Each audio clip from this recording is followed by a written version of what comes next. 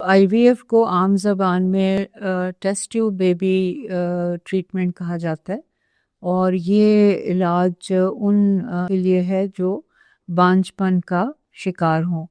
اس علاج کا مقصد ہوتا ہے ٹو اچیو اے بیبی، اور ایسی کوئی چیز نہیں ہے کہ ضرور ہی آئی وی ایف میں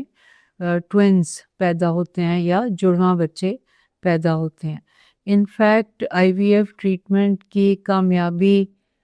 کا انحصار ایک سنگل ایمبریو ٹرانسفر پہ ہوتا ہے، یعنی کہ سکسیس ریٹ ہائر ہوتا ہے اگر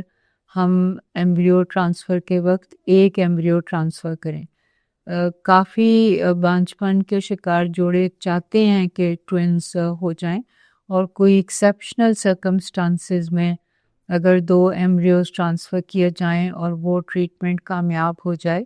تو اس سے جڑواں بچے پیدا ہو سکتے ہیں، لیکن روٹین میں یہ چیز نہیں ایڈوائز کی جاتی کہ آپ جڑواں بچوں کی طرف جائیں۔